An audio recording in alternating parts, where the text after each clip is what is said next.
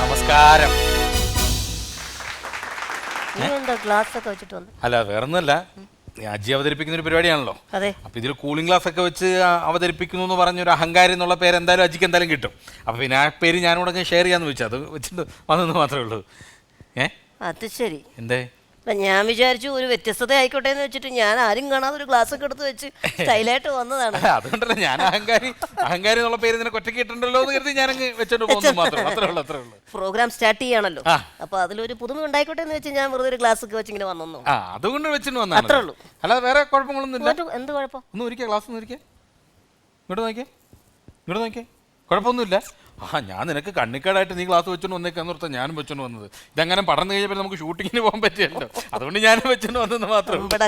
നീ സേഫ്റ്റിക്ക് വെച്ചതാണ്. അല്ല, അങ്ങനെ വന്നെണ്ണ തുറന്ന് പറയാൻ പാടില്ലല്ലോ, അതുകൊണ്ട് അഡ്ജസ്റ്റ്മെന്റ്. അതുകൊണ്ടാണ് എന്നോട് ഐക്യദാർഢ്യം പ്രഖ്യാപിച്ച് ക്ലാസ് വെച്ചെന്ന് പറഞ്ഞത്. അതൊക്കെ പോട്ടെ.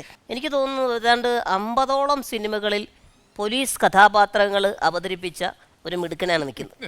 50 അല്ലാന്ന് എനിക്ക് തോന്നുന്നു, 50-ൽ കൂടുതലുണ്ടോ? എണ്ണം കൃത്യമായിട്ട് പറയാൻ പറ്റില്ല, കാരണം അങ്ങനെ നോക്കുവാണെങ്കിൽ ഒരുപക്ഷെ ഏറ്റവും കൂടുതൽ മലയാള സിനിമകളിൽ പോലീസ് വേഷങ്ങൾ അവതരിപ്പിച്ച നടൻ എന്നുള്ള നിലയിൽ എന്റെ Guinness book of world record ഇദ്ദേഹം തട്ടിയെടുക്കും. അതെ, അത് അഭിനയിച്ചൊന്നും മാത്രമല്ല, 3 ഡയലോഗുകൾ ഉണ്ടാവുള്ളൂ.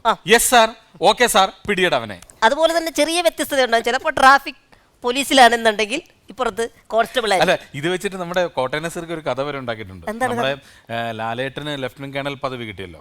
അപ്പൊ അന്ന് രാവിലെ പത്രത്തിൽ അതൊക്കെ വന്നു കഴിഞ്ഞപ്പോൾ നസീർക്കയുടെ ഒരു മെസ്സേജ് എനിക്ക് കിട്ടി. മിമിക്രിക്കാർ പ്രതിഷേധത്തിലേക്ക്.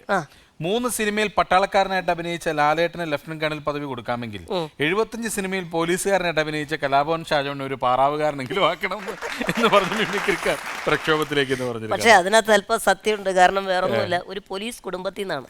നമ്മുടെ ഷാജോണിന്റെ ഫാദർ ഹെഡ് കോൺസ്റ്റബിൾ ആയിരുന്നു. അദ്ദേഹത്തെ എനിക്ക് വളരെ വ്യക്തിപരമായിട്ട് നന്നായിട്ട് അറിയാം. എൻ്റെ ഫാദറിൻ്റെ ഒരു കൂട്ടുകാരനാണ്. അത്തരത്തിൽ ഒരു പോലീസ് ഫാമിലിയിൽ നിന്ന് തന്നെ വന്ന ഒരു നടനാണ് ഷാജോൺ. പക്ഷേ ഇതിൻ്റെ ഒരു യാദൃശ്ചികം എന്താണെന്ന് വെച്ചാൽ നിങ്ങൾക്ക് എല്ലാവർക്കും അറിയാം. ഷാജോണിനെ മലയാള സിനിമാ വേദി 2 കൈയും നീട്ടി സ്വീകരിക്കുകയും ഏറ്റവും കൂടുതൽ അഭിപ്രായങ്ങൾ കിട്ടുകയും ഒരു വലിയ നടനായി ഷാജോൺ മാറിയത് നമുക്ക് എല്ലാവർക്കും അറിയാം. ദൃശ്യം എന്ന സിനിമയിലെ സഹദേവൻ എന്ന ഹെഡ് കോൺസ്റ്റബിളാണ്. അത് അടിച്ചു പൊളിച്ച് പ്രേക്ഷകർക്കിടയിലേക്ക് ഇടിച്ചു കയറുകയായിരുന്നു ഷാജോൺ ചെയ്തത്. സത്യമല്ലേ? തീർച്ചയായിട്ടും ഒരുപാട് പേര്, എല്ലാവരും മലയാളികൾ എല്ലാവരും അക്സെപ്റ്റ് ചെയ്തൊരു ക്യാരക്ടർ തന്നെയായിരുന്നു അത്. അതിന് ഈ അവസരത്തിൽ ഞാൻ ജിത്തു ജോസഫ് എന്ന ഫിലിം മേക്കറിനൊരു താങ്ക്സ് കൂടെ അറിയിക്കുകയാണ്. എനിക്കൊരു കാര്യം ചെയ്യൂ. എന്താ കളിയാ? ഈ ജിത്തു ചേട്ടനെ കാണുമ്പോഴേ എനിക്കിവിടെ ഒരു പോലീസ് സ്റ്റേഷൻ മേടിച്ച് തരുമോ? കമ്പിളിപ്പുതപ്പ് കേൾക്കാൻ പറ്റുന്നില്ല. കമ്പിളിപ്പുതപ്പ് പോലീസ് സ്റ്റേഷൻ മതി.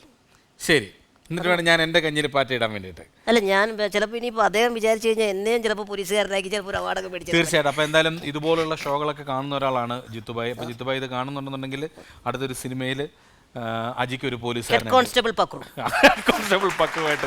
പക്ഷെ ഞാനിത്